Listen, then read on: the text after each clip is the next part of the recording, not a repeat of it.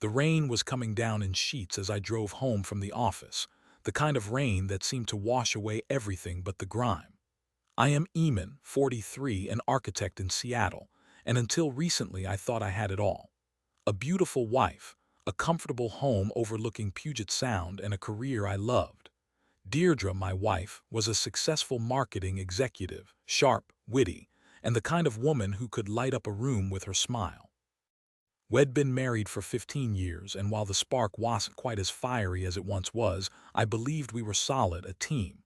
Looking back, maybe I was just blind. The first crack appeared subtly. Deirdre started working late more often. Important campaign, she'd say, kissing me quickly before rushing out the door. I didn't think much of it, just chalked it up to the pressures of her job. I was often swamped with deadlines myself. But then came the weekends away for conferences. Always vague, always rushed. I remember one Saturday morning she was getting ready for one of these conferences in Portland. I was making coffee when her phone buzzed. She was in the shower, so I glanced at the screen thinking it might be important. It was a text message. "Can't wait to see you, baby. Get ready for a wild weekend." My blood ran cold. Baby. Deirdre never called anyone baby. I felt a knot forming in my stomach, a cold, hard dread that I couldn't shake. I tried to dismiss it, to tell myself it was a work thing, a colleague, anything but what my gut was screaming at me.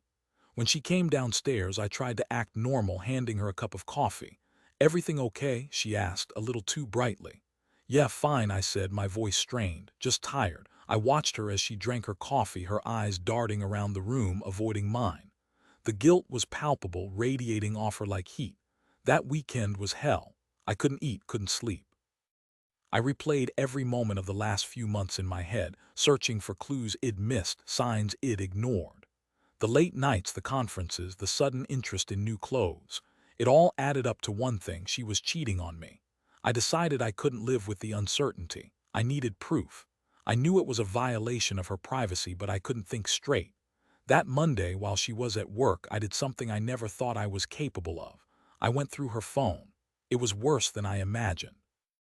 The messages were explicit, the photos even more so. Her affair was with a man named Tobias, a VP at her company. He was everything I wasn't: younger, flashier, more aggressive. The messages painted a picture of a woman I didn't even recognize, a woman consumed by lust and deceit. I felt like I'd been punched in the gut. The air was thick, and I gasped for breath. My hands trembled as I scrolled through the endless stream of lies and betrayals. It was as if my entire world was crumbling around me. I copied everything onto a flash drive, every message, every photo, every damning piece of evidence. I needed to have it to prove to myself that I wasn't crazy, that this was really happening. When Deirdre came home that evening, I was waiting for her. I sat in the living room, the flash drive clutched in my hand, my face a mask of fury. "Eamon, what's wrong?" she asked, her voice laced with concern. I didn't say a word. I just tossed the flash drive onto the coffee table. She picked it up, her face paling as she recognized it. "What is this?" she stammered, but she already knew. "Don't play dumb, Deirdre," I said, my voice low and dangerous. "I know everything." The color drained from her face. She opened her mouth to speak, but no words came out. She just stared at the flash drive, her eyes wide with panic. "How could you?" I finally managed to say, the words choked with emotion. "How could you do this to me, to us?" Tears streamed down her face. "Eamon, I can explain." "Explain what, Deirdre?" "Explain how you've been lying to me for months. Explain how you've been sleeping with another man." "There's nothing to explain." She tried to deny it at first, to minimize it, to make it sound like it was just a mistake, but I wouldn't let her. I confronted her with the messages, the photos, the undeniable proof of her betrayal. Finally, she broke down, sobbing uncontrollably. "I'm so sorry, Eamon," she cried. "I don't know what came over me. It just happened. It just happened." I repeated, my voice dripping with sarcasm. "You planned weekend getaways, exchanged explicit messages, and that just happened. Do you think I'm stupid?" She didn't answer. She just sat there, a broken, pathetic figure, her tears a testament to her guilt. I spent the next few weeks in a daze. I moved out of our house and into a small apartment downtown. The silence was deafening, the emptiness overwhelming. I couldn't eat, couldn't sleep. I lost weight, my clothes hanging off me like I was a ghost.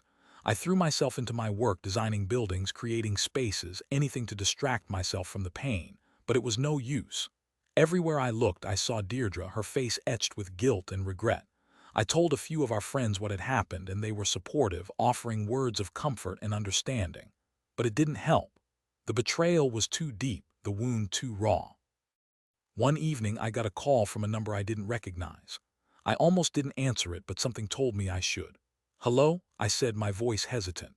"Eamon, it's Tobias," the voice on the other end said. My blood boiled. "What do you want?" I spat, my voice filled with venom. "I just wanted to say I am sorry," he said, his voice surprisingly contrite. "I know what I did was wrong. I never meant to hurt you. You didn't mean to hurt me." I repeated, incredulous. "You slept with my wife.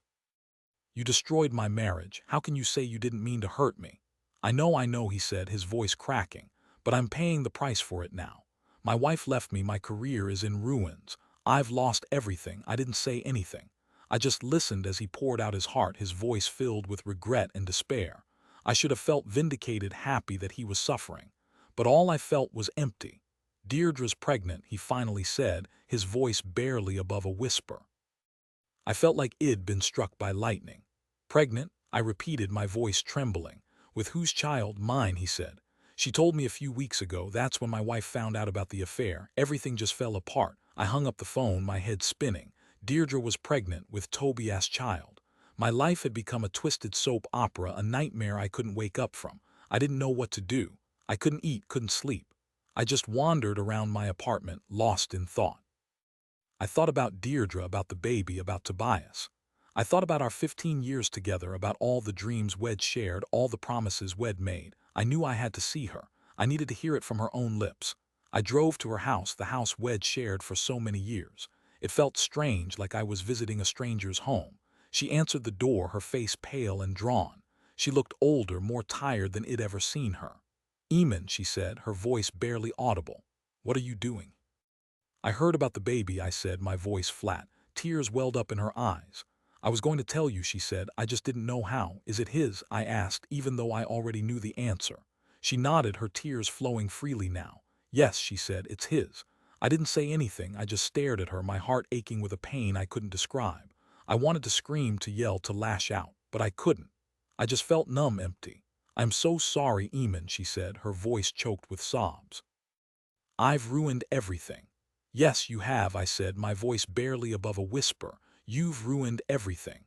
I turned and walked away, leaving her standing there on the doorstep, a broken, pregnant woman, alone in the rain. The divorce was finalized a few months later. It was quick and painless, a formality. We divided our assets, sold the house, and went our separate ways. I tried to move on with my life. I dated a few women, but nothing felt right. I couldn't shake the feeling that I was damaged goods, that I was somehow responsible for what had happened. One day, I was at a gallery opening when I met a woman named Aisling. She was an artist, a painter with a wild spirit and a kind heart. We started talking, and I found myself drawn to her warmth and her honesty. We started dating, and slowly, tentatively, I began to heal. Aisling helped me to see that I wasn't to blame for Deirdre's actions, that I deserved to be happy. It wasn't easy. There were days when the pain would come back, when I would be overwhelmed by memories of Deirdre and the betrayal. But Aisling was always there, patient and understanding, helping me to navigate the darkness. Eventually, I learned to forgive Deirdre, not for her sake, but for my own. I realized that holding onto the anger and resentment was only hurting me. I needed to let go, to move on. I never spoke to Deirdre again. I heard through mutual friends that she had the baby, a little girl, and that she was struggling. Tobias had disappeared, leaving her to raise the child alone. I didn't feel any satisfaction in her misfortune.